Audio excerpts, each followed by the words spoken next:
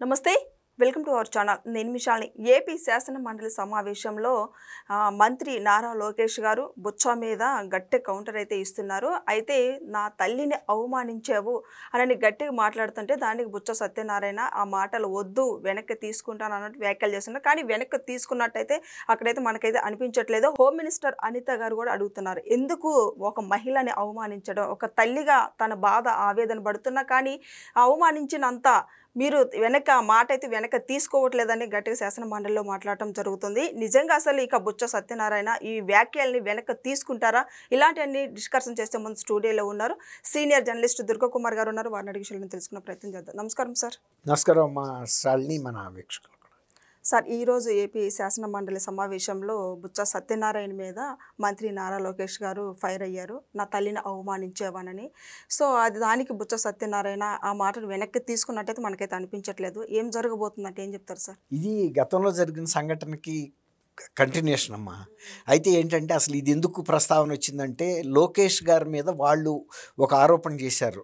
వైఎస్ఆర్సీపీ సభ్యురాల పట్ల ఆయన అనుచితంగా అంటే ఆమెని మర్యాదపూర్వకంగా సంబోధించలేదు అని. కానీ లోకేష్ గారు, ఆ కళ్యాణి గారు, మేడం గారు అని కూడా నేను అన్నాను. అది రికార్డ్ అయింది. కావాలంటే మీరు రికార్డు పరిశీలించుకోండి. మహిళల పట్ల అనుచితంగాను అగౌరవంగా మాట్లాడే సాంప్రదాయం అలాంటి కుటుంబం నుంచి నేను రాలేదు. నా తల్లి నాకు సంస్కారం నేర్పింది. మహిళల పట్ల ఎలా ప్రవర్తించాలో నాకు తెలుసు. గతంలో ఈ బొత్స సత్యనారాయణ గారే మంత్రిగా ఉండగా గత శాసనసభలో నా తల్లి పట్ల చేసిన అనుచిత వ్యాఖ్యలకి ఆమె 100 రోజుల పాటు చాలా మనోవేదనకు గురైంది. అది చూసిన కొడుకుగా నాకు ఎంతో బాధ ఉంటుంది. అది ఎప్పుడూ నా మనసులో ఒక తీరని గాయంగా ఉంది. కాబట్టి నేను ఏ మహిళ పట్ల కూడా ఆ విధంగా మేము ప్రవర్తించము. అసలు అట్లాంటి సాంప్రదాయం కానీ అటువంటి సంస్కృతి కానీ మా అసలు అట్లాంటి నేర్పలేదు. కాబట్టి నేను ఆ విధమైన వ్యాఖ్య చేయలేదు. ఇప్పుడు బొత్స సత్యనారాయణ గారు అలాంటి మాట అన్నాడు కాబట్టి ఆయన మంత్రిగా ఉన్నప్పుడు శాసనసభలో ఆయన సమక్షంలో జరిగిన అవమానం అది అందరూ చూశారు. అది రికార్డెడ్గా ఉంది. కావాలంటే ఇప్పుడు ప్లే చేసి చూపించమన్నా చైర్మన్ గారు కనుక అనుమతిస్తే నేను ప్లేస్ చూపిస్తాను. అట్లాంటిది ఇవాళ నా మీద శాసన మండలిలో ఈ విధంగా మాట్లాడటం అనేది కరెక్ట్ కాదు అని ఆయన మాట్లాడుతూ ఉండగా అనిత్ గారు కూడా ఇప్పుడు ఆ పాత విషయాలు ఎందుకనే ఒక ప్రస్తావన తీసుకొస్తే హోంమంత్రి గారు కూడా అదే టైంలో శాసన మండలిలో ఉండి లోకేష్ గారి తరఫున మాట్లాడింది. ఏ తల్లినైనా కూడా అలాంటి అవమానకరమైన మాటలు మాట్లాడితే ఏ బిడ్డకైనా ఆవేశం, ఆక్రోషం ఉంటుంది. కాబట్టి ఆయన ప్రస్తావించడంలో తప్పే ఉంది. దాన్ని ఉపసంహరించుకోమని ఆయన అడిగాడు కదా, మరి అది చేయవచ్చు కదా అంది. అప్పుడు బొత్స సత్యనారాయణ గారు ఏమన్నా అంటే ఇక ఆయనకి పరిస్థితి, ఆయన అసలు ఆరోగ్యం కూడా బాగుంటుంది ఆయనకి.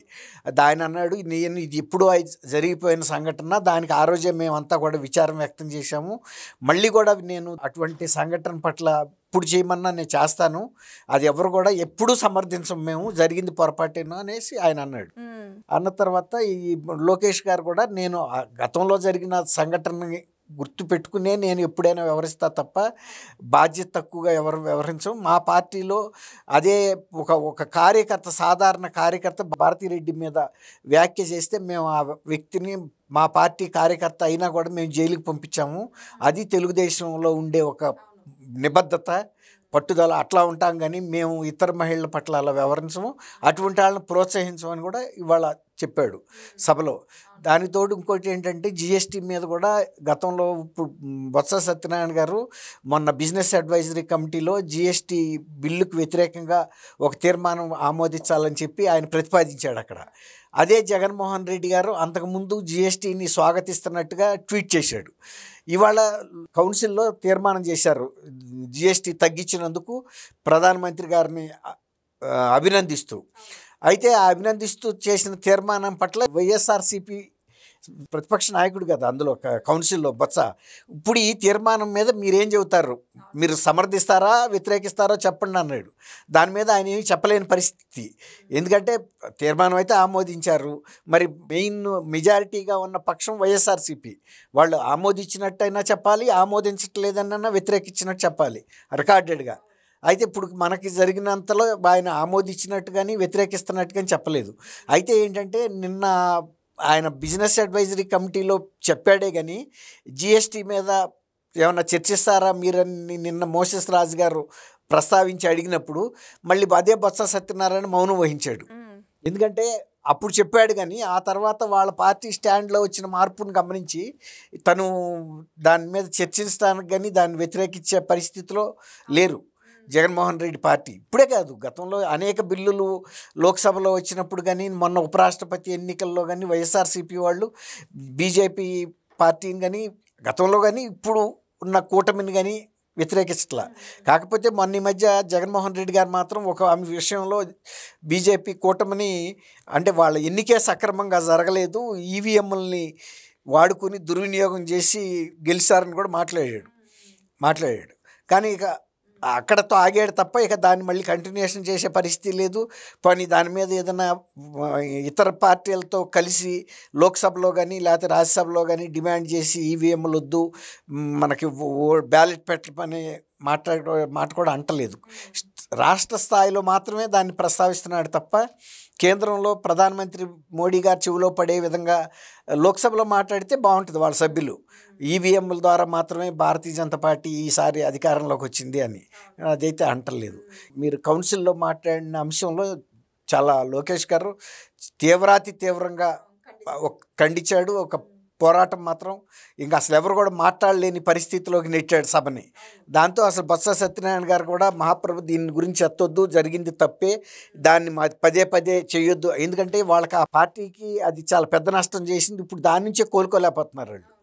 ఆ లోన ఆ బాధ ఉంది. మళ్ళీ ఇవాళ ప్రజల్లోకి వెళ్ళి ఇది వైఎస్ఆర్సీపీ పట్ల వ్యతిరేక పెంచడానికి తప్ప మనకు వచ్చే ఉపయోగం లేదు, తప్పుగానే మేము ఖండిస్తాము, తప్పేననేది అయితే ఒప్పుకున్నాడు. సార్ బుచ్చ ఇప్పుడు ఆ పార్టీకి రాజీనామా చేసి వేరే పార్టీలోకి వెళ్తారనే సమాచారం వస్తుంది. మరోపక్కేమో రఘురామ కృష్ణంరాజుతో ఉన్న ఫోటోలు అయితే బయటకు వస్తున్నాయి. ఏమంటారు సార్, నిజంగా ఇంకా పార్టీ రాజీనామా చేస్తారంటారా? అంటే బొత్స సత్యనారాయణ గారికి వయసు కూడా అయిపోయిందమ్మా. తర్వాత జగన్మోహన్ రెడ్డి గారిని ఆయన సంస్కరించే పరిస్థితిలో ఆయన లేడు. రెండోది ఏంటంటే బొత్స సత్యనారాయణని చూసి జగన్మోహన్ రెడ్డి గారు ఈర్ష్యపడుతున్నాడని కూడా పార్టీ వర్గాల్లో కొంత ప్రచారం జరుగుతుంది. ఎందుకంటే ప్రతిపక్ష నాయకుడు హోదా జగన్మోహన్ రెడ్డి గారికి లేదు, అతనికి ఉంది. ప్రతిపక్ష హోదా ఉండటం వలన ఒక క్యాబినెట్ ర్యాంక్కి ఇచ్చే మర్యాదలన్నీ ప్రభుత్వ పరంగా అందుతున్నాయి. తర్వాత ఎంతో కొంత ప్రభుత్వానికి వ్యతిరేకంగా మాట్లాడటానికి అవకాశం అతనికి దొరుకుతుంది అక్కడ. ఈయనేమో శాసనసభలోకి వెళ్ళటలేదు జగన్మోహన్ రెడ్డి. అందువల్ల బొత్స నాకన్నా ఆఫ్టర్ ఆల్ నా పార్టీలో ఒక లీడర్ అయ్యుండి ఇక ఎక్కువ ప్రచారం పొందుతున్నాడు నాకన్నా అనే బాధ జగన్మోహన్ రెడ్డికి ఉందంటున్నారు. అందులో జగన్మోహన్ రెడ్డి గారు ఏంటంటే పరిపక్వత ఉన్న నాయకుడు కాదు.